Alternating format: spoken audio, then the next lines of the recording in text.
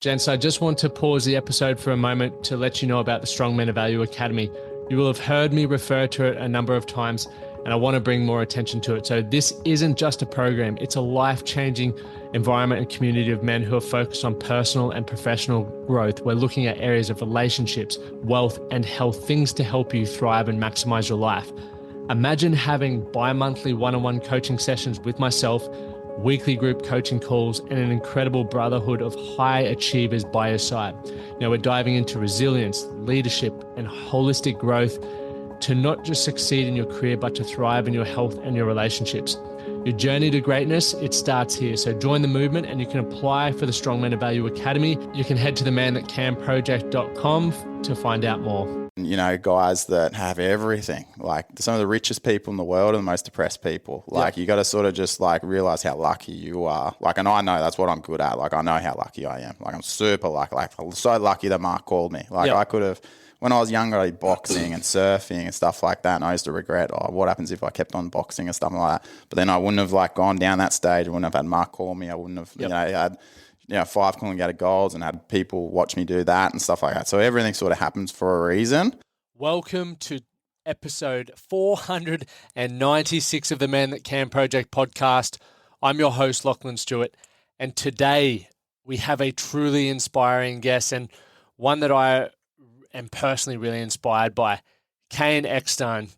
Now, Caine is not just an Ironman champion, but he's also a successful entrepreneur, the co-founder of Dr. Hydrate, and he has multiple Guinness World Records and one that David Goggins is chasing down right now, for those of you who are David Goggins fans. Caine's journey is a testament to the power of resilience, the thrill to pushing boundaries, and relentless pursuits of passion. From his early days as a competitive athlete to his current entrepreneurial endeavors, Caine has consistently demonstrated unwavering commitment to excellence. It's going to be really hard for you to not feel inspired having listened to this episode.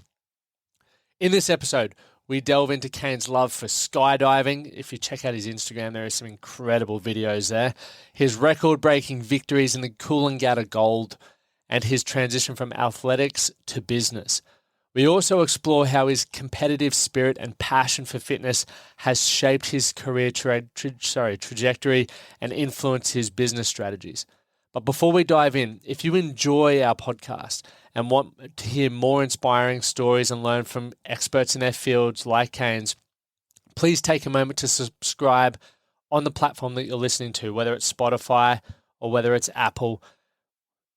The more subscribers we have allows us to continue bringing on bigger and better guests week in, week out for you, so you can continue to learn from the best of the best. And your support really helps continue to allow us to make that possible. So whether you're an aspiring athlete, an entrepreneur in the making, or someone seeking to enhance mental toughness, this episode is packed with insights and advice that can help you navigate your own journey. So sit back, tune in, and get ready for a truly engaging conversation. And remember, if you're looking to work with myself in some way, shape, or form, head over to themanthatcanproject.com. Check out our Strong Men of Value Academy. It is on fire. And to speak to that, I want to share a quick testimonial from one of our clients. Before I started working with Lockie, I was struggling to juggle my many commitments, deadlines and goals, both personally and professionally. I felt like I wasn't getting anywhere and constantly spinning my wheels. Over the months working together, Lockie helped me develop a suite of tools and put a structure in place that allows me to not only better manage my personal and professional commitments, but actually find better balance while achieving more. I'm no longer overcommitting or overextending. I'm achieving more goals both professionally and personally, including ticking off a few lifetime bucket list items. I couldn't recommend the work Lockie does and the Man That Can Project more. Cheers. All right, so remember you can head over to themanthatcanproject.com to apply today. Let's get into the episode. Episode 496. Caine, welcome, mate. Thanks for driving up. Thanks for having me. Good to have you on here, mate. I've been watching a lot of your stuff. You do a lot of impressive stuff, and this morning I saw David Goggins is going for a record of yours, and that's probably something we'll dive into a little bit later. But one of the things that every time I go on your page, I'm like, this dude's just insane, is your skydiving. I've never had a skydiver on the podcast, mate. What sort of inspires you to want to jump out of a perfectly good plane? It's like more of an intense story to start with, really. Yep. To be honest, that was the scariest thing for me to do, I think. Like, I was one of those guys, if you're on a balcony, you're like standing on the edge of the balcony, you get that weird feeling of like lights kind of thing. Like, I was like that. And it sort of got to a stage and I was like, I don't know, I just didn't really want to be afraid of anything. I was just like, okay, I'm just going to if I can do this skydive thing, then it's sweet. Like, I've been in the ocean, had like a shark next to me and stuff like that. And I was pretty good then. And but the skydive thing, I always said to people, I was like, I'll never skydive. I'm not going to let someone pack my chute and stuff like that. I didn't know what it was. I thought you like pressed a button and like the parachute come out. I had no idea about skydiving. And then, I just booked it in. And then I remember you do like a day of theory. And then that afternoon you do a jump. And I remember going up in the plane and I thought for sure like 50-50 I'm going to die. Like, I thought there's a good chance of that, right? But not 50-50. But I was so in my head and I was like, if I get out of this, like, I'm never doing this again. Like, I'm never doing it again. And then I jumped and it was good. And then I didn't do like the next jump for like a week or so because it was like a couple of hours away. So I was just driving there. And then after about 3 or so jumps, I was like, yeah, like, I'm surviving this. It's pretty fun. And then, I sort of just got super addicted to it. Yeah. How many jumps have you done now? Oh, I don't you're meant to keep track of and write them all down, but like 300, 350 or something. Fuck. But in the skydive world, that's honestly not much. Yeah. Right. Like, all those sort of guys have done thousands. But the footage looks insane. Like, you got to check out Caine's Instagram and just the videos are so therapeutic. I've done 3 jumps, but always in tandem. Yeah. I was showing my buddy yesterday. I'm like, my last jump, I was like, I'm satisfied now. I don't think I want to jump out of any more planes. And then I watched your videos. I'm like, that'd be pretty fun. Yeah. So for you, it was about overcoming fear. Yeah, like a 1,000%. Yeah. All I wanted to do was just do it. And I thought I just wanted to get like my license and sort of achieve that, and then I'll never do it again. And then you just meet people, and like, just the people you meet is probably the best side of it. Yep. And then obviously it's nice having beers and stuff after, and you jump out of like Byron Bay. So yeah, like, at a stage I was super addicted to it. Like, and that's what people get. Like, they don't really care about anything else. All they care about is jumping. And then euphoric feeling. Yeah, but the problem is there's like steps to it. You get into like base jumping, and then you get the wingsuiting. Are you going to do any of that, or have you done I don't know. That is dangerous. Like, it is. Yeah. And it's a small world. Like, you get to know a lot of people that sort of die doing it. Yeah. Because obviously every summer they all go to Europe. Yep. And a lot of people die doing it. Yeah. I think I read or heard somewhere like the average base jumper, once you start base jumping, your life expectancy is like 3 to 5 years or something. Yeah. Yeah. It was like, I don't know there was like 12 guys sort of introduced base jumping, and they all died. Like, all of them. Everyone that sort of like were the testers for it, sort of thing. Not base jumping, wingsuiting. Wingsuiting, they all died, yeah. But you can see why the guys love it. Like, they'll go, and it sounds cool. Like, I'd just like to do it without doing the wingsuiting. Like, they get a van, and they'll like live in the van on the side of like, a Swiss mountain, and then they'll get up early in the morning, do like the 4-hour hike, and then they get to the top, and then put their wingsuit on, pack the clothes into the suit, and then jump off, and then land next to the car and have a beer. Like, it sounds awesome. It does when you sound it like that. Yeah. But I reckon I'd freak out at the top. But obviously, chasing down that fear, that's been something that you've done a lot of in your whole life. Like, you're an insane endurance athlete. Like, your track record from Surf Life Saving Ironman to them. You competed in Kona too, didn't you? Yeah. That's also insane. And then obviously breaking a number of Guinness World Records for pull-ups. Take us back to first how you got involved in the Surf Life Saving, where the, can I say, addiction to like endurance events came from, and how, I guess, the skydiving approach of just diving into these insane challenges has sort of shaped your life, and then also now business. Yeah. Well, it all sort of just started. Obviously, my brother is a little bit older than me, and back then you had the Uncle Toby's and the Nutri-Grain. I remember growing up watching that. Yeah, like those guys were like that's a problem, because I didn't give a shit about school, because all I wanted to do was be an uncle, like a Uncle Toby's athlete. They were on Baywatch. They were living on the beach, Trevor Hendy, doing all this stuff. And so my brother made that, I think, when he was like 16, and he was earning a stack of money, and like he'd 11 or whatever it was. And then like that's all I wanted to do. And my dad coached us because he was a lifeguard on the Gold Coast for like 30 years. So he coached us since we were like, I think I started when I was like 7. And just every year he would go up with us and coach us all the way through kind of thing. Until kind of me and my brother my brother's like a little bit like bitchy when it comes to training. He'd hate me. When I got better, he was tough to train with. So we kind of split up a little bit, me and him, when I got a little bit better. And then, so I think I made the series when I was 16 as well, the Nutrigrain by that point. It was still pretty popular then, like it was a good series to make, and I was just, I just loved it. And then the Coolangatta Gold come back when I was 19, and it hadn't been on since like 1985 or 87 or something. And then that's when my brother, because I won that race and he was like the favourite. So I read that. And can you explain first what the Nutrigrain series was in terms of modalities and all that, and then also because I got the Coolangatta Gold written down here, and it is insane. It's insane. Well, it's you train for it though. It's actually not too bad. But the Nutrigrain is just like a summer series. So you do 6 sort of races over the summer, and then you have obviously like a champion at the end, and then 8 or so might qualify for the next year. And you just race all over Australia, for that, and that's just been on sort of year after year. But back in the day, there was the Uncle Toby's and the Nutrigrain, so there was 2 like rival series, and that's why there was sort of so much money in it, because they were sort of trying to keep each athletes in different series, and they were like super competitive. But and then the Coolangatta Gold is like iconic event. It's, a 4.5 hour race on the Gold Coast. So they've changed the course, but when it was at its best, it started at Surfers Paradise, went all the way to Coolangatta, which is like 23K up the coast, and then you work all your way back to Surfers Paradise again. Just doing different. Yeah, that's insane. And you've won it 5 times. Yeah. So one of the first year, when I was 19, 2005, I think it was.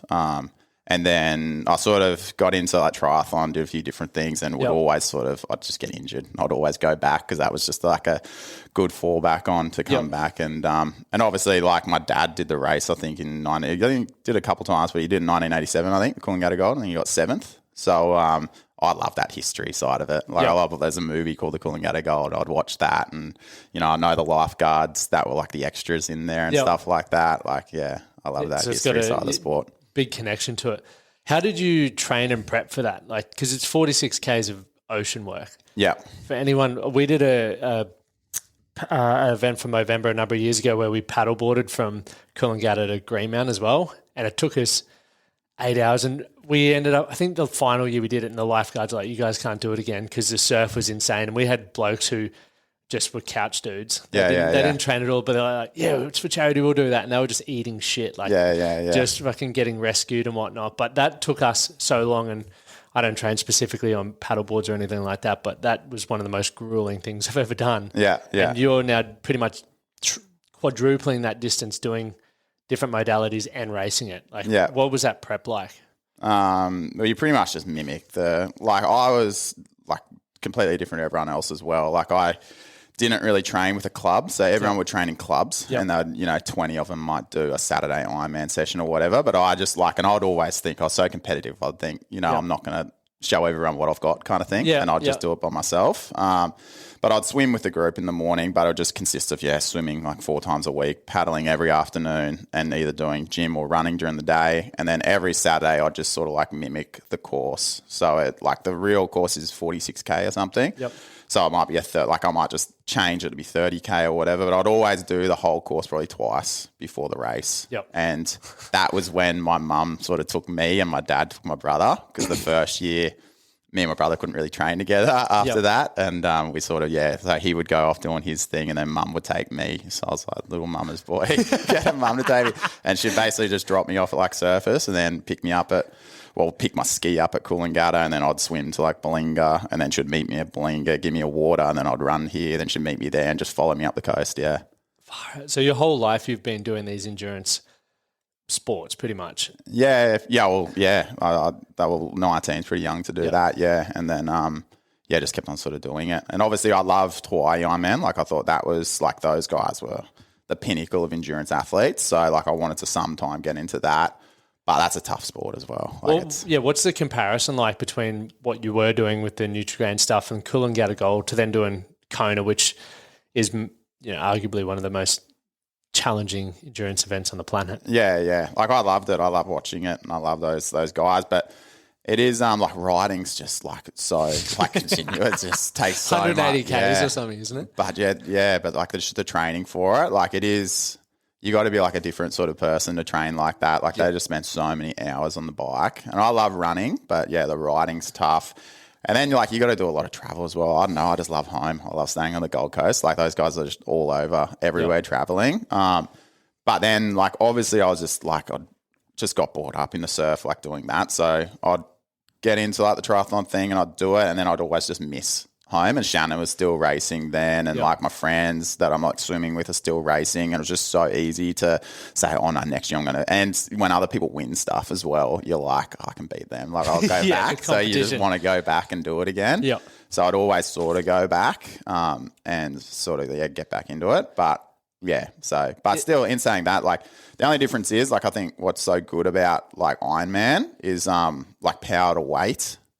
Like the athletes are very, very good. Like you can obviously like swim really well, paddle really well. You could go into the gym and still, do, lift weights and stuff well. And then, whereas like a triathlete, they're probably not going to do, like they can run and cycle and stuff, but they're probably not going to get up and do, 20 pull-ups or 30 pull-ups or something. Like it's a different, like, yes, clubbies are like very good power to weight. And obviously having surf knowledge and stuff like that is a skill as well. Yeah. Yeah, definitely. So that probably ties into, there's two things I want to ask actually. First, so you were the first person to hit 5 Coolangatta Golds, yeah? Mm-hmm.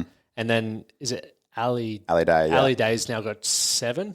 Yeah. Does that sort of reignite the hunger for you to do a couple more? And no, not really. Or? Like I like Ali. Yeah. Like he's a good. If I didn't like him, it would. Yeah, right. But he's super nice, and I get along with him well. And I know, like now, when I was younger, like I just wanted to win. Like I thought, like I deserved to win. Like why no one else should win, I should win. It was like a selfish way of like going into things. But then I sort of got older. I was like, if someone beats me, then that's fine. Like they deserve to beat me, obviously. Like I'm training my hardest. If they can beat me, then that's fine.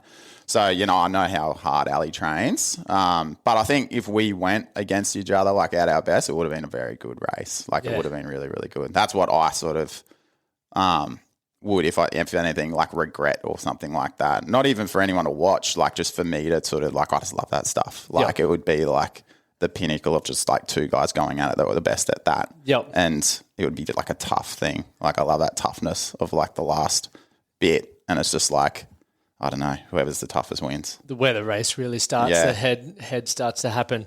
What I read a quote in, I can't even remember what article I was reading, but it's like you've got a reputation as someone who likes to suffer when racing and training, and you can push yourself through pain barriers like few others. Where did that come from? Or one, is that true?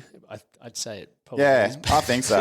and I don't know, I'd say if it wasn't, but for sure, even doing the pull-up records and stuff like that, I don't know. I think I've got like different qualities in me that get me there. Like I'm super OCD about stuff as well. Like if I say I'm going to do something, I have to do it. Like if I'm saying, okay, tomorrow I'm doing 2,000 pull-ups and I go to lunch and have like 8 beers or whatever, like I'll do the other 1,500 in the afternoon. Like otherwise I'll just think like something's weird. Like I just have to do it. So with training, it was really good because I was like so OCD and I'd write everything out and stuff like that. But I think definitely just racing the other. That's why I don't think when I was at my best, guys couldn't beat me when it come to the end, just because, I don't know, I just always had that toughness. And even just doing the pull-up records, like I've torn my bicep 5 hours into doing the 12-hour record and stuff, and I knew I got through it and stuff like, whereas I know that not many people can do that. Like they make excuses or they stop or, they'll do it next time or something like that. Whereas I don't really, it's just, I don't know. It's like a me thing. I don't really care when anyone else, like I'm not really impressing anyone. I just like it. If it's a challenge in my head and I want to do it, then that's it for me kind of thing. Like I don't need if you're just doing it to impress other people, I think it's not enough to make you really push through. Yep. Like that's why like Instagram's so bad and stuff, because everyone just wants a photo on Instagram. They just want to put their video on Instagram and they don't really care about what it really is, like really winning the race or whatever. They just want everyone to think they're the best kind of thing. Yep.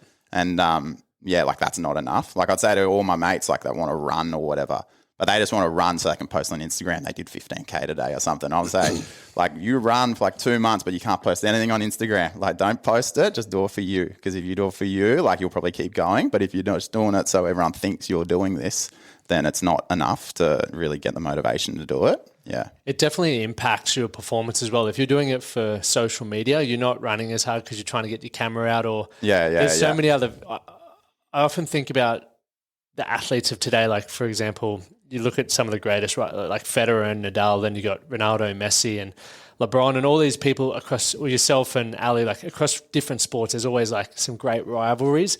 And in today's world, social media sort of takes you away from your obligations as an athlete. It's like you're an athlete, but now you got to do all these media things and all these paid posts on Instagram, which takes you away from developing your craft. And I wonder if we'll see in the future athletes will never reach the heights of or the domination of, the Woods and all of that because of the distraction of social media. And obviously it provides other opportunities, but from a pure athletic output, it might impact that. Yeah.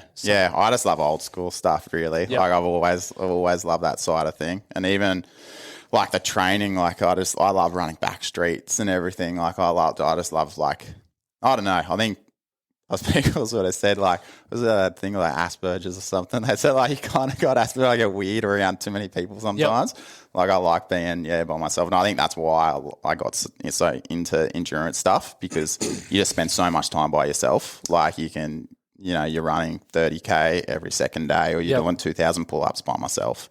And I just like that, yeah. Have you ever felt weird about that? Because I can relate a lot to that. I do a lot of endurance stuff and I just love being by myself, and people always were like, let's do a group this and group that. I'm like, I can do that maybe once a month. Yeah. But the rest of the time, just let me do my own thing. Yeah. And but I hate it. Like I'm nice and I want to talk to people and stuff, but like, I don't know, it's just like taxing sort of thing. Yep. And it's like you're thinking about that too much. Whereas like even in sport, like I just love like sport and health and stuff like that. To me, it's like my thing. It's not really other people's thing kind of thing. Like I don't really doing it I'd rather go and have a beer, and I can have beer with like those 6 guys and it'd be the best. But yeah, when it comes to like sport, it doesn't really mix for me kind of thing. Yep. Yeah. Like I like the intense side of it. Whereas I like if I was training with another person that was intense, like that would be cool. Yeah. But when it's like a full social thing, it makes me weird. I'm the exact same. It's always thinking about like the intent of training, and I don't want to sit there and gas bag because I only have, X amount of hours to train or an hour to train. So I want to maximize that. And depending on what I'm training for at any given time, I don't want people who are going to be like, oh, check this on Instagram or fucking being the hype people. I'm like, I don't want your hype. Like last year we were talking about Guinness World Record and you were talking about how strict they were. I did the 30 marathons in 30 days and broke the record. But then when they asked for the submission again, I didn't calibrate the rower.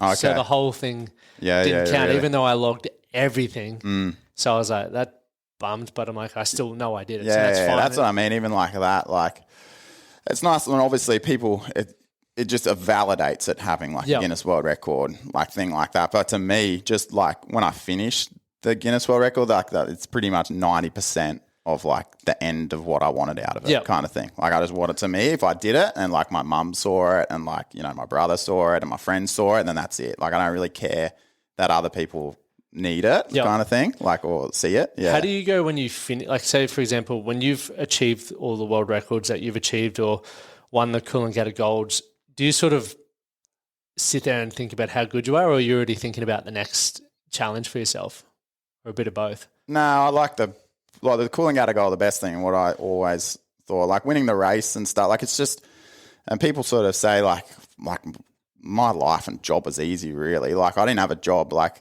you're doing whatever you want, and I enjoyed training. Yep. Like swimming sucked, like it did. Like swimming in the morning sucked. That wasn't fun, and I hate the cold. But everything else is good. So like I wanted to do that. Yep. Like I wouldn't like, even if I wasn't really getting paid to do it, I still would have done it. Like so it was like, that's why I just think like money was free kind of thing, because like you're getting paid to do something that you loved kind of thing. Yep. But so like, what was the question again? Oh, it was just, I can't even remember, but that's just but it, like the Coolangatta Gold, yeah. So like what I would sort of think was the best thing about it was like that's why I love like Conor McGregor and stuff like that, because like to deal with pressure is like the hardest thing for sure. Like when I won the Coolangatta Gold when I was 19, and like I went pretty well in winning it kind of thing. You can see you didn't just fluke it. And then I was like, when I got older, obviously I got a bit big and I looked fitter and stuff like that. So when I was like 22, 23, 24, whatever, doing the Coolangatta Gold, everyone just expected me to win. Like I think even like on the odds, I was like $1.07 or something to win. Like I was super, like I don't think you could bet on it. Like I was like super favorite kind of thing.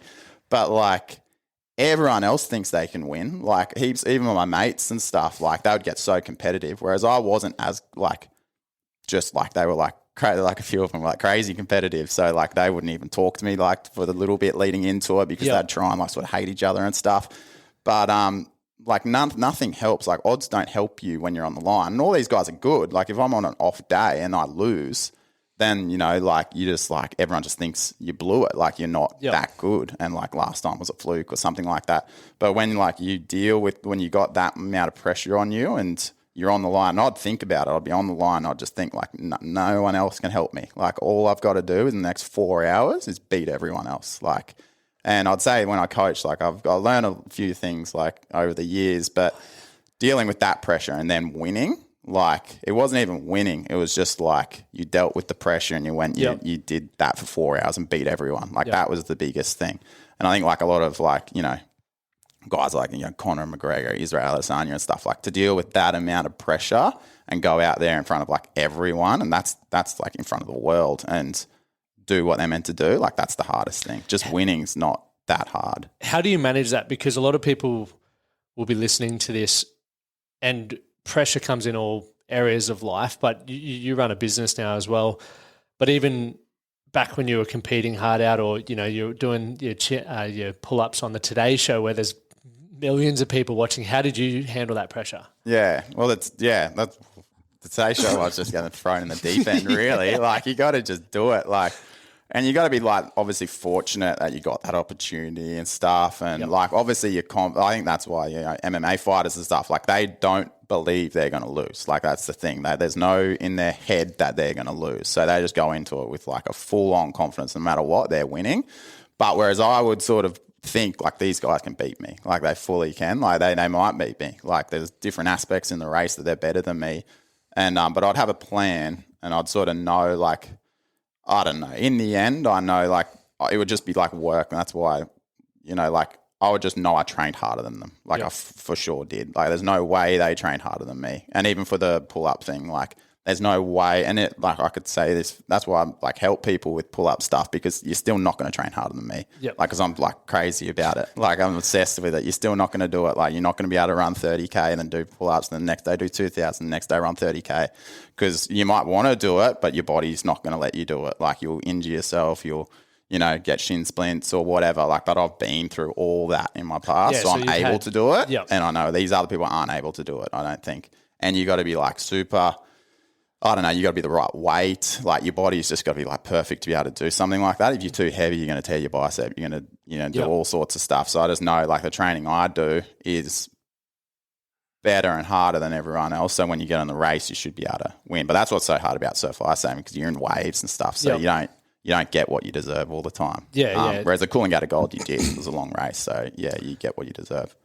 A few things you touched on which a lot of people don't pay attention to is the years of, you know, you were doing Ironman and stuff from a young age, and all of that adds to what you're able to do now. A lot of people just go, I'm going to be – I remember when I finished rugby and I got into CrossFit, I was like, I'm going to make the games in a year. And it's like I fully discredited every other athlete because of my own ego. And obviously some skills are transferable, but you got to put the time in. Some people have been weightlifting and doing various things for decades, and that's what we don't look at in order for you to achieve what you've done. Like the amount of what's your record for 24 hours? It's like 7,000. I did 7,620. Yeah, for 24. My 8-hour record was the best, I think. Like to me, it was, is that 4,710? That was the best record for 8 hours. I broke that down. That was 588 an hour, 10 a minute for 8 hours. Yeah, that's insane. Like anyone listening, go try do 10 chin-ups now for 5 minutes. Yeah. 10 chin-ups. Well, I can probably do that. Like even Yeah, like even I did in a lot of training sessions. I do 5 hours, 10 minutes for 5 hours, and that was all right. But the last 3 hours is a different thing. Like even the hour record wasn't that. So good. Talk us through that. Like, what starts hurting most? What's going on in your head? Your hands for sure. Hands. Yeah, like the last hour, my hands were like horrible. Like physically, I was good, and like I could do the pull ups. Like I was like physically, I was sweet. But like the last hour, like my hands were really bad. Like like it's kind of gross, but it was 1,000% what happened. Like I could feel the skin of my hand like separated from like the meat of it. Yeah. So like when I was on the bar, I could feel like it slide like a centimeter off to the side, and my skin would stay on the bar, but my meat was sliding across. Like it just all separated from my hand. It was just like a big like boil blister kind of thing, and it just that was the worst. Even all the 24-hour ones wasn't as bad as that. I don't know. That's the thing. Like you just got to do it, and you can get through it. You just got to like it's just like one more time at it. Like it hurts and. Like you do another 10 and then you sit down, you're like, fuck, I can't do any more. Then you have 20 seconds and you go, I'll do one more. And then you just go and do one more. But it's things like that separate you from other people having a crack at it. Because I know full well so many people would be like, I'm giving up my hand's going to be ruined forever, or bringing up multiple excuses. When I was running the marathons, my knee felt like this big chunk of rubber. Every movement, it was just like... Yeah. Yeah. And that was like that from day 20. I was like, I'm fucked here, but I'm just going to see what happens until it fully breaks.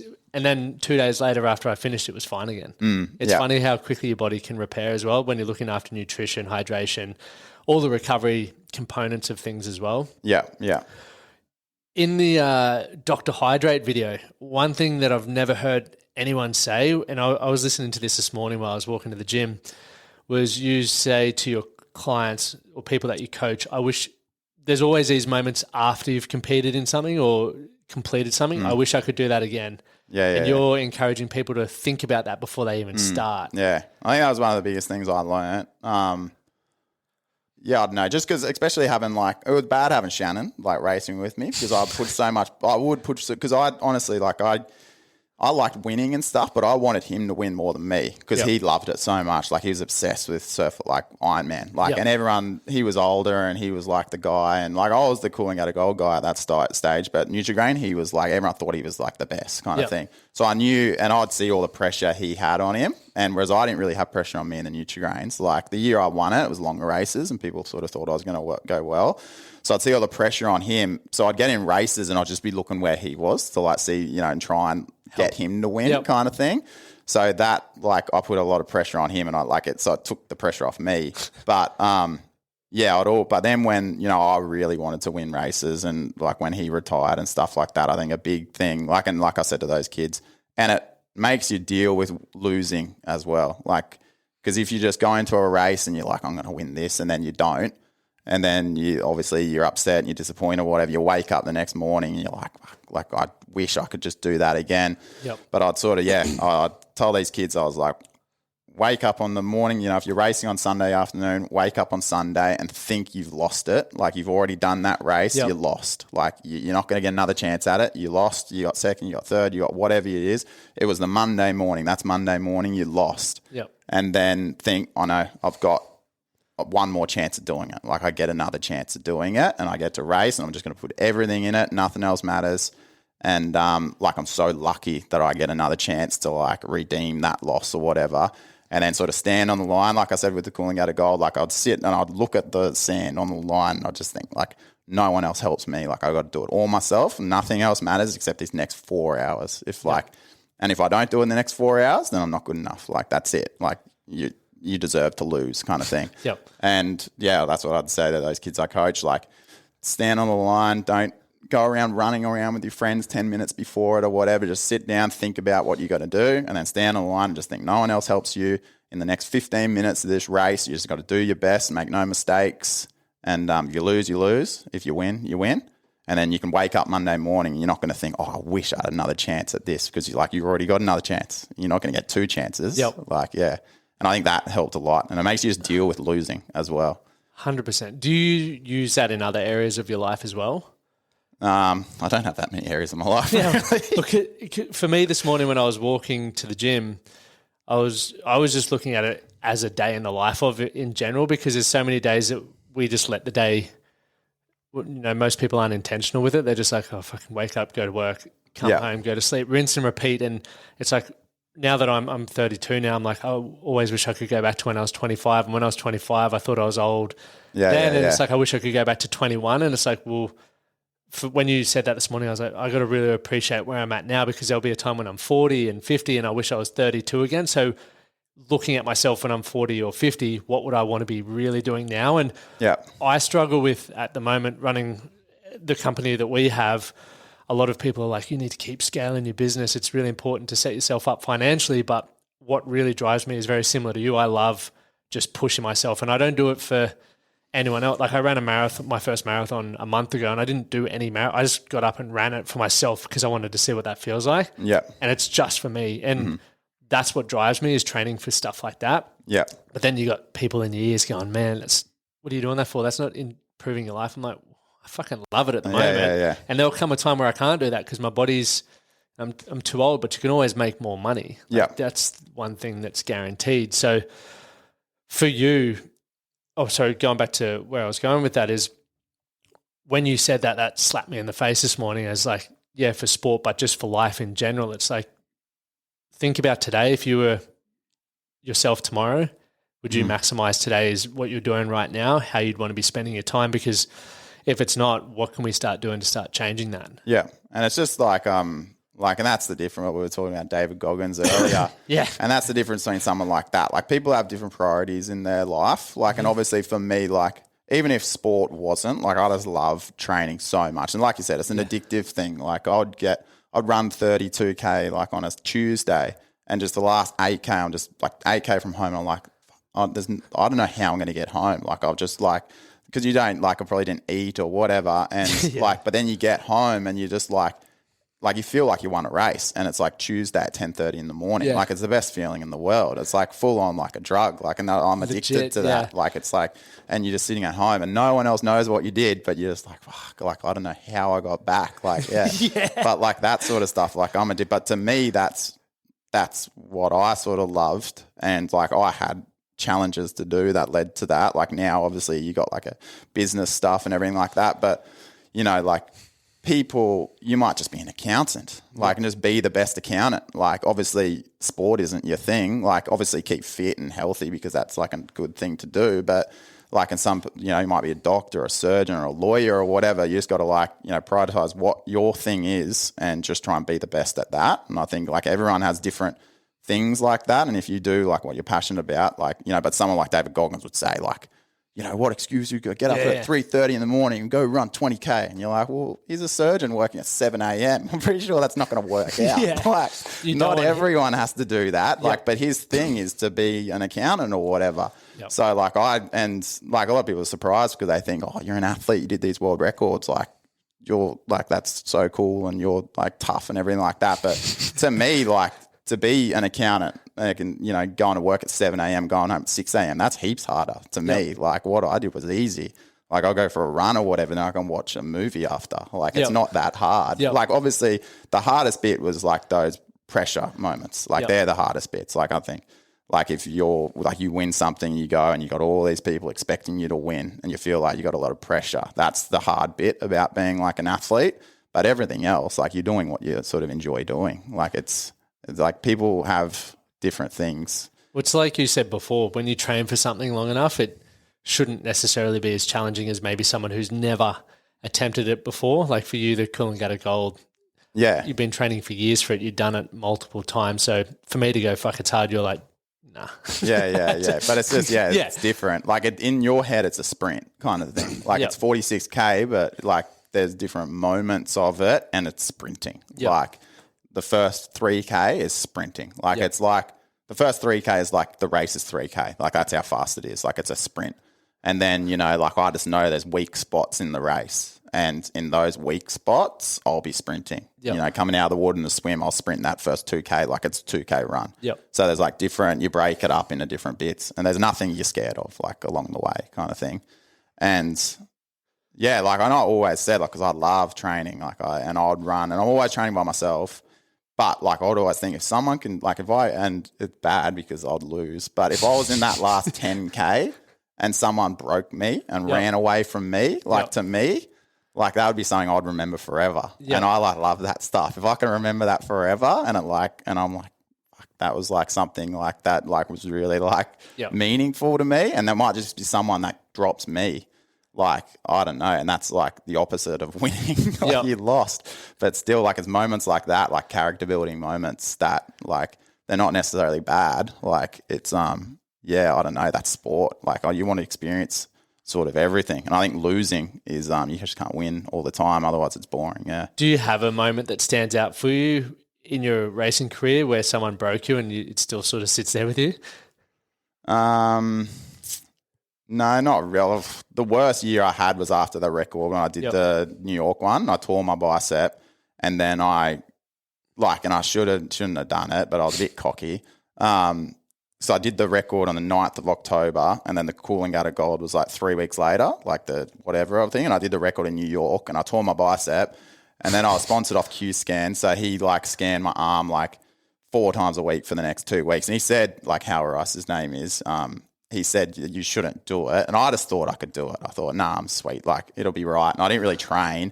And then I did it and it didn't turn out well. Like, I had to pull out and stuff. And I was super ups because, like, obviously I thought, like, I was tough and I could get through it. And I just couldn't, it didn't work out. Yeah.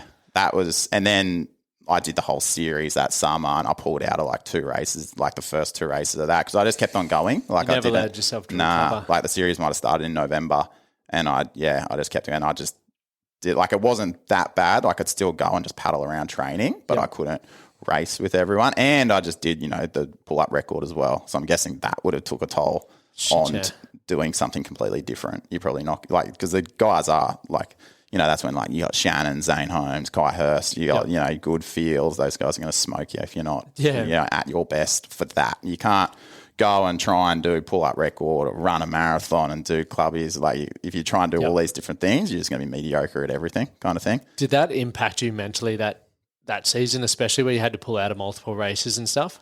Yeah, it's just embarrassed. I just get embarrassed. Yeah. Like, especially like my brother, yeah, it's like sulky kind of thing. Because my brother would like win. Yep. I would have pulled out. I'm in WA, like eating a burger at lunch, and I'm just like, you just feel embarrassed kind of thing. And you're just like, what? Like, and you just think you don't have it as well, like, because you just don't know. But then I think after like a few seasons after that, like obviously I went well, or maybe the next season or whatever. But yeah, because obviously, like I've got such a family thing of watching us. Like my mum would come to every race. My auntie would come to every race. All my cousins know me and my brother are the guys that do the Ironman stuff and everyone's watching. So you just feel like you're sort of like, it's just embarrassing. Yeah. How'd you bounce back from that then? Like mentally? I don't know. You just train and get better. And obviously training with like, then we were better, me and my brother, at training together. Like at the end of our sort of careers, we were really good at working together and training together and stuff. And I've just got like, it's obviously the best in the world to train with. So if I know I'm going well compared to him. And like I was just always like, swimming's the hardest thing. Like if you can get, and I think that's why I was so good at the Coolangatta Gold and stuff, because every morning in the pool, like I didn't talk to anyone. And like no matter what, I led so like in swimming, if you're leading, it's kind of harder. Like you're like, the guy that jumps in first is usually the quickest in the lane kind of thing. Yep. And if you go second, you're like 10 seconds behind, but you're swimming in their wash a little bit. So you're getting dragged along. Then third's even easier, fourth's even easier. Perfect. So that's what I mean. Everyone tries to go at the back. Yep. Like, or they're like, once everyone's jumping in, they're like, I'm just, give me 5 minutes, just pull a thing, and they jump in the back. Whereas I'd like, and that's why like, because I was just like a little bit, I'll just get like angry. Even training, I'd just get angry. So I'd just walk straight to the front. Every single morning I'd jump in the front. I'd just lead the whole session. So like you get a good gauge of how you're going when you're at swimming, just leading 6K, 4 times a week, and you're swimming well, and you're just getting tougher and tougher and tougher and tougher. Just not shying away from the challenge. I think that's epic. Like we all try to cut those corners. I'm guilty of it. Like there's days where you wake up and you're like, bit tired, so I'll just jump in the back or whatever it is. But I think that's where you get to really test or even continue to build your characters, where you know what you should be doing. So fucking do it. Like, that's well, that makes the makes the champions pretty much, is that sort of, especially like I was lucky as well because Dean Mercer, who I raced against so many years in the Coolangatta Gold, like he was crazy as well. And like he was good, like I'll give it to him, but before, like especially for the Coolangatta Gold, like I'm pretty sure even sometimes like he would just stay like in his own apartment, like away from his family and stuff, like on the Sunshine Coast training and stuff. He was like obsessed with it. And I love that. Like he was such a hard trainer, but he would take one easy option out because I'd lead everything, like the warm up till the end. So you do about a 3K warm up, maybe 3K main set and get out. But he would always turn up, 10 minutes late and then just like swim the warm up in the back. But then when we started that main set, he would just walk to the front, just kick whoever was leading and just go to the lane next to me just so he would race me for the main set every morning. Right. So like 4 times a week, we would just race each other. And he was like, he didn't have the best technique, but he was so fit and he was a gun. Like, every Wednesday morning we'd do 10-400 main set. And it was just like 10-400s, like medium rest, just all hard. Yep. And that was like every Wednesday, and he would just go on the lane next to me. And I just knew it was like anxiety of knowing that's coming up every week sort of thing. And then we would just go against each other every single time. So we just got so fit and so like hard going against each other.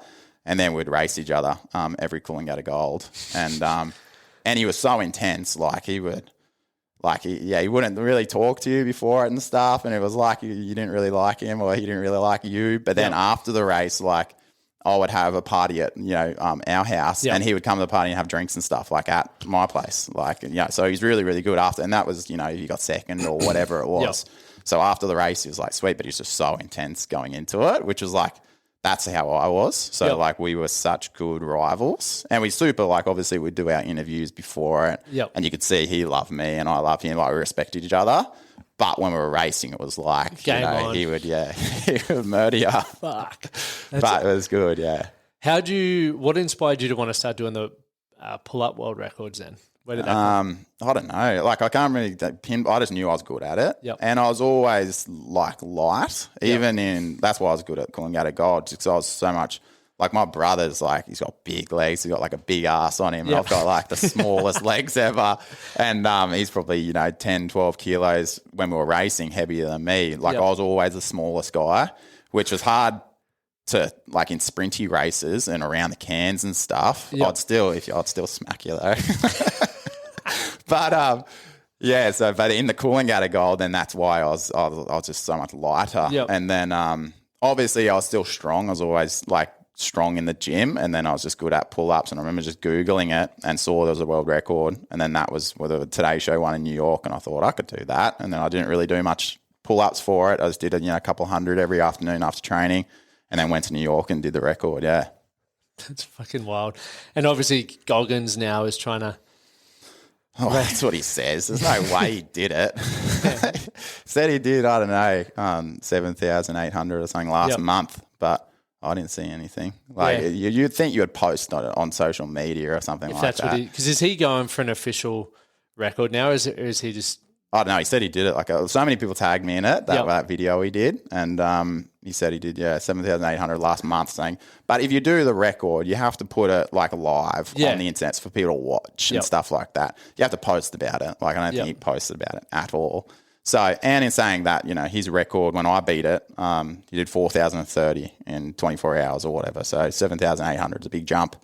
Not many people make a big jump like that. Yeah. But I hope he does it. It'd be good. Will you go again? Yeah, I think so. Yeah. We're sort of planning it up now. We'll see. I think I will, yeah. How does it feel when it gets beaten? Like obviously you've had because you've got the 1 hour, 8 hour, 12 hour, 24 hour record. No, I don't have the 12 hour. I've got the 1 hour and the 8 hour. I see you don't have the not the Did 12. you have it at one point? Or? Yeah. I had the 12 and the 24. But if I do the 24 again, I might do, because when I did the 8 hour, I was going to do the 12 hour. And Guinness World Record, they were strict about it. They said you can't do both of them. Yep. And and the 8 hour, like that just worked. Where I was, the location 12 just seemed a little bit more boring. 8 was like, just get it done over 8 hours. People will be there watching. So I just did the 8 hour. But the 24 hour is like, obviously the 1 hour one's cool as well, but the 24 hour, if you just do it, the 24 hour one will be the next one. Yeah. Yep. Oh man, what's it feel like having the record stripped? Or not stripped, but someone come along and beat it? No, it's good. Yeah. Like that. Now I'm sweet with it. Like when that Jackson beat it, because I knew I heard he really liked me. Yep. And so I called, like when he finished it, someone messaged me and said, "Oh, can you give him a call?" and stuff like that. So I called him straight away. And he was like the nicest kid in the world. Yep. Yeah. Like he was so like stunned that I called him and stuff. And because if you can do that, like you've put in so much work and like effort and like commitment to do it.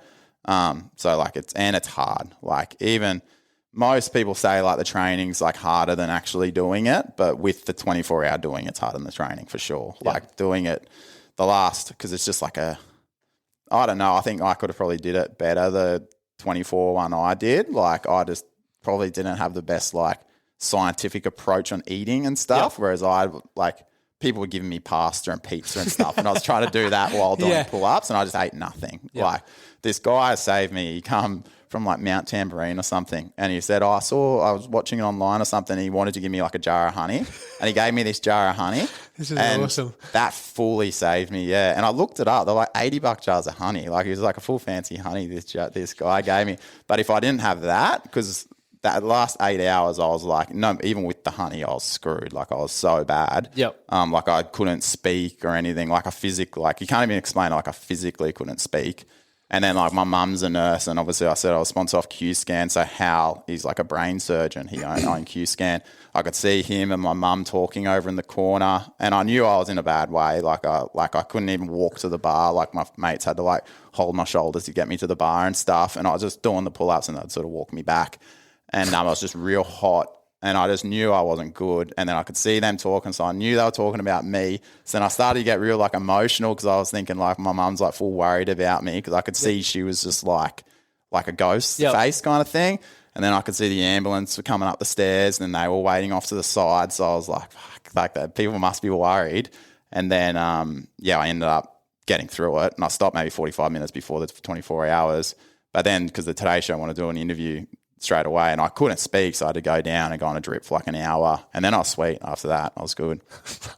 But that 8 hours is like, you would never ever think your body could get to that. Like it was intense, but it was just like obviously your body just like gets real sore, like everything hurts, like just touch that, it hurts, everything hurts. Yep. Like straightening your arms hurt, but you just have nothing, and you're just depleted of everything. That's how you just feel like air, like you're depleted kind of thing. Yep. And I think it's just not having calories, because you're just burning so many calories. But yeah, the honey saved me for sure. But like this time I'd probably like do like, I don't know, even gels. Like I didn't even do gels, like something. Are you kidding? Nah, like, yeah. Fuck. I don't know. I was too old school going into. Sometimes I just like, I don't talk to anyone. I'm just like, no, I'll do this. And I thought I'll have a protein shake every 2 hours. Like, was my plan.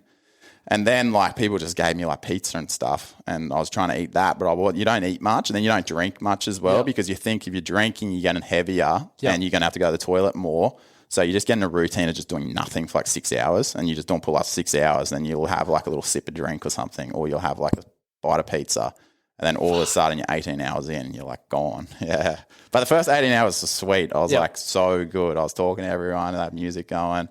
But then that last bit, it just like, it was like a wall, yeah. So like that's talking to someone like Jackson, like, they went through that, Like it's a different thing to go through that. And that's why everyone goes for the record, really. Like so many, you can just tell, like I just tell when I hear them or whatever. Yeah. Like it's easy to do 8 or 12 hours. Like that's easy. It's that last bit that like separates like the man from the boys, as they say, yeah. Fuck. Let's change it up a bit. Let's sort of dive into the entrepreneurial journey now. So you're co-founder of a company, Dr. Hydrate, which you put some stuff in here, which is epic for the cameras. That's a little book there.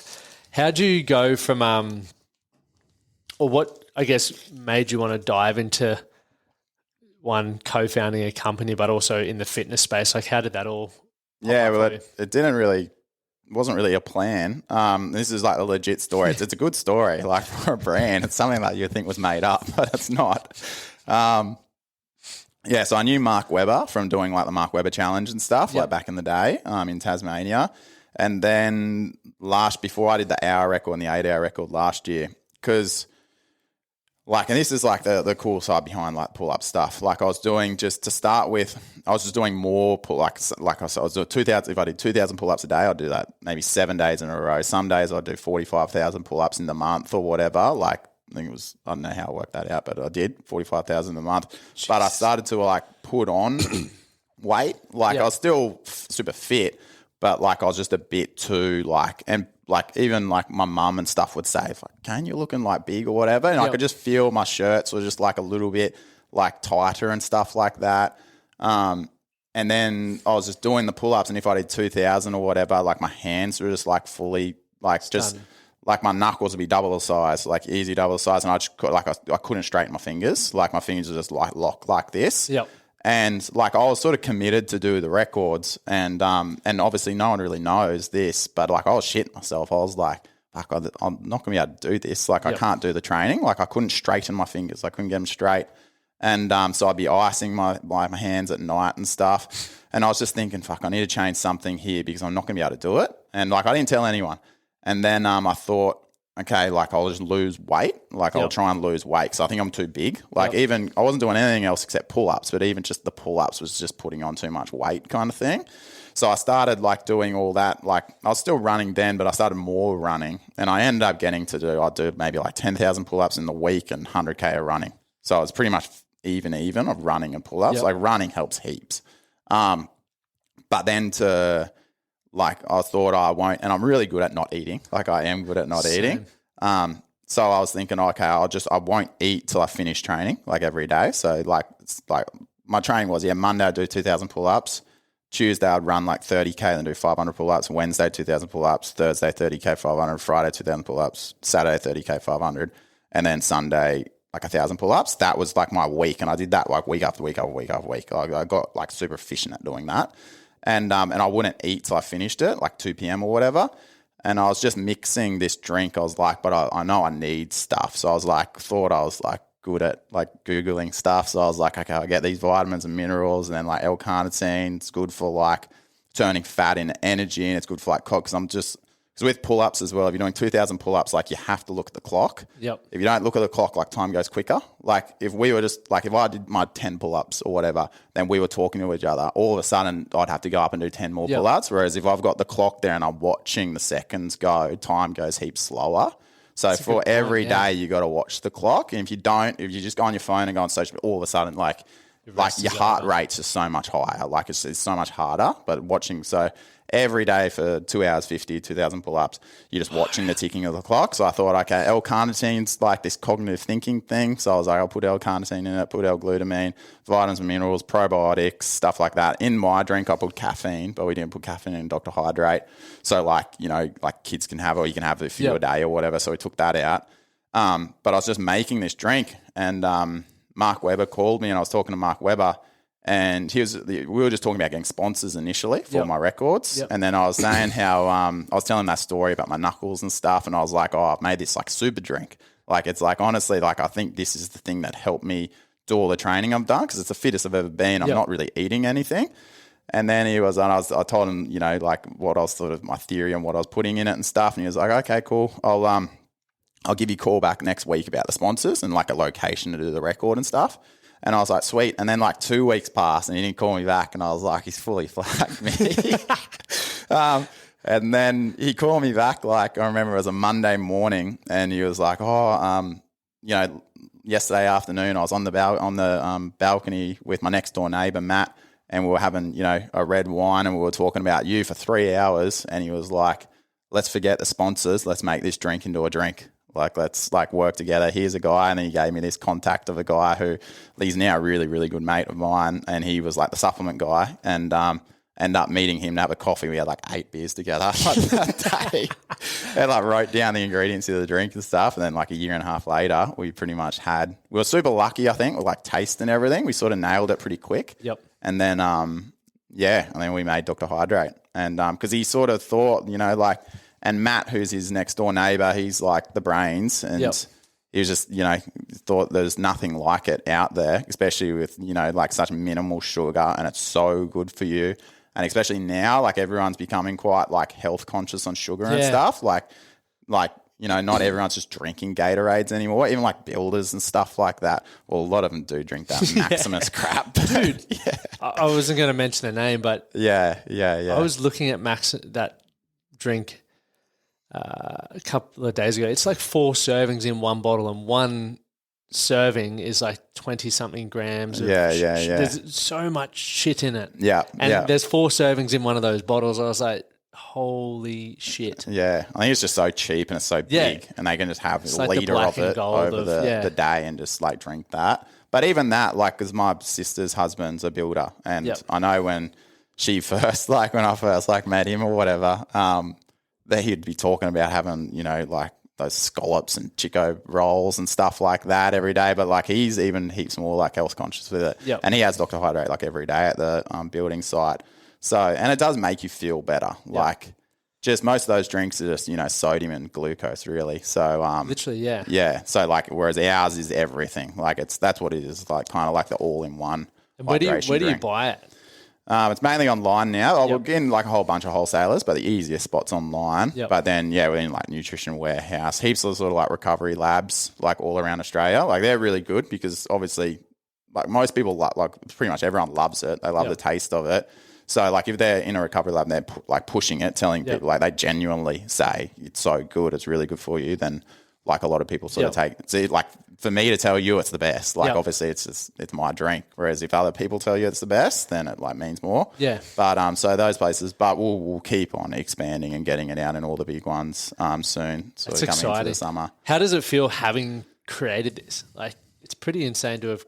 Yeah, the story's cool. That's what I mean. Like it's like formulating it. Yeah. Like the story behind it is actually cool. And then obviously it's sort of, because that's how, even with the like cooling out of golds and stuff like that, like I think I'm good at having, okay, I need to do this at this date and I've got this like amount of time to do it. Yep. And if it's a drink or if it's training or whatever, it's like for like making a program to get there kind of thing. Like I think that's what I'm good at, making a thing to get there. And like for that drink, it was like, okay, I need to do 2,000 pull-ups. I need to run. Obviously, I need to be like super lean, but I need to have like all the vitamins and minerals to replenish my body without the sugar and everything to get to where I want to be. So it's like, it's like a blueprint of getting there. And I think, so that's sort of like the drink version of it. Yep. Whereas like the training side of it, and even that's when I did the first pull-up record. Like no one had broken it down into minutes. So when I went on the Today Show, all these people saw I was doing pull-ups every minute, but no one even thought of that. They just like everyone else just started with 15 and then next time went 15, the next time went 12, and then all of a sudden at the end they're doing ones, like sort of thing. Like no one thought, strategy. If I need to do 4,030 and I've got 12 hours, then the easiest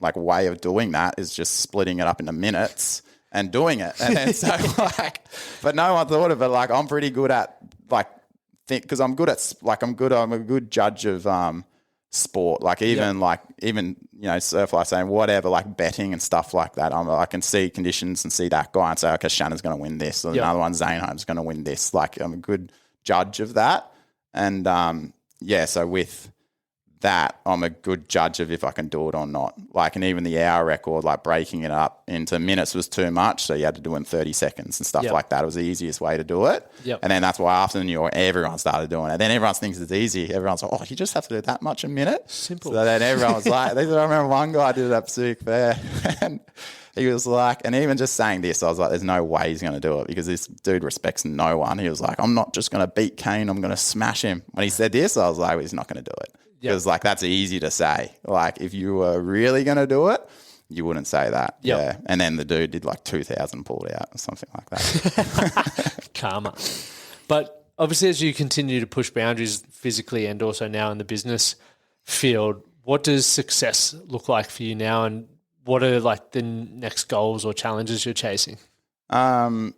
Well, for this, like obviously I love sport, and I've got so many friends that play sport. So that's what the cool side, because I work with this now, is just and it's crazy how many athletes want to use it. Like they contact like me and like they say, oh, can I use it, sort of thing? And I'm like, yeah, for sure. Like I love that side of thing. Like, if it's an MMA fighters or pool swimmers or track athletes or whatever, like helping them sort of, because like, I don't know, having goals and stuff like that and dreams and everything, like it's such a, like a hard, like it's Oh, no, it's pretty unique. I was even talking to a kid that we sponsored this, or we were the hydration drink for this surfing event a couple of weeks ago, and it was Surfing Swing in the State of Origin event. And this Matty Jobs, his name is, he got a perfect 10 in the final and won it for Queensland. Yep.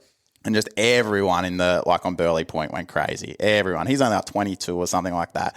I remember saying to him, I was like, mate, like, no one experiences that. Like, you're super like humble about it and stuff like that, but you got to just enjoy it and know how unique that is, that everyone was cheering you on and you got like a perfect 10 in the final to win things like that.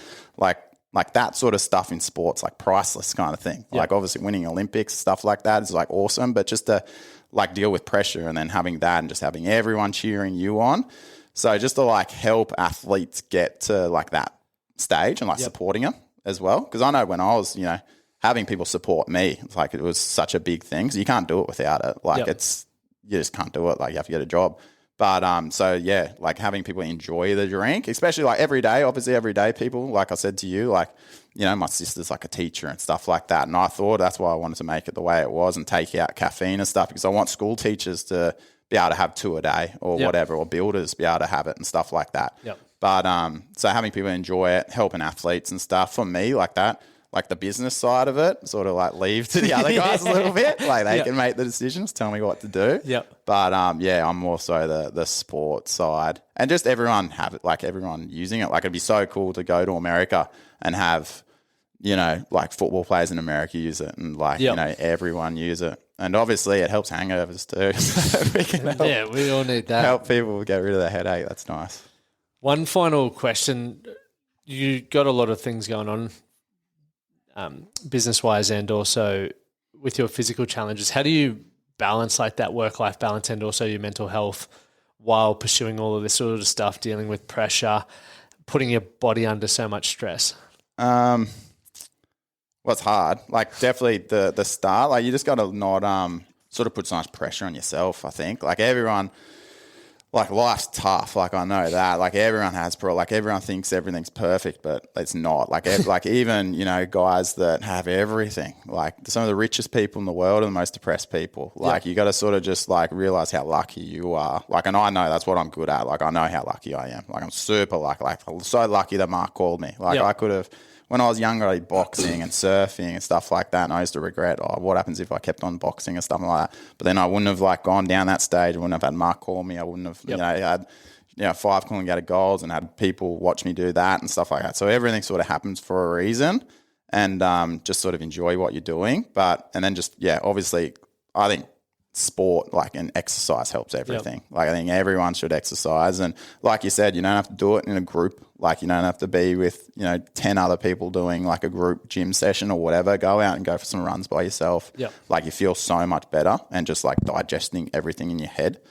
For me, that's why I think I'm so addicted to it, because I ran for a couple of years without an iPod or anything. I'd do that 30K just in my own thoughts, and I just think about things. I think about the plan. I think about this, and that's how I'm going to get here, and that's what's just the future of steps I need to take to achieve what I want to achieve. And it's intense, because all of a sudden you're running and you just want to flog someone. Yeah. But it's the way of sort of digesting it. But yeah, just I don't know. Everyone has their own sort of tough things in life. You just got to I don't know. We're pretty fortunate, like you said. And I say to he's one of my mates, he's complaining about something. I'm like, mate, you got 2 arms and 2 legs. People would bloody kill for 2 arms and 2 legs. 100%. Enjoy. Go out and don't be soft kind of thing. Yeah. Just enjoy and make the most. So for everyone listening, definitely I'm going to check out these all. Give feedback, but I'm keen to try them. But I'll have the links for all the Dr. Hydrate stuff where you can find and follow Caine and all the insane stuff he's doing. Even if you just want to watch a dude jumping out of a plane, it's quite therapeutic. It's scary as shit, but therapeutic. All the links are in the show notes for whatever you're watching. And if you enjoyed the episode, leave a rating and review. Caine, thanks so much for your time, mate. Perfect. Too easy. Thanks for having me. Thank you for listening to the Man That Can Project podcast. My name is Lachlan Stuart, and I hope you enjoyed this episode and found it helpful. If you did, please take a moment to rate and review the Man That Can Project on your favorite podcast platform. And don't forget to subscribe to stay up to date with our newest episodes. We'll see you again next time. Thank you for listening to the Man That Can Project podcast. My name is Lachlan Stuart, and I hope you enjoyed this episode and found it helpful. If you did, please take a moment to rate and review the Man That Can Project on your favorite podcast platform. And don't forget to subscribe to stay up to date with our newest episodes. We'll see you again next time.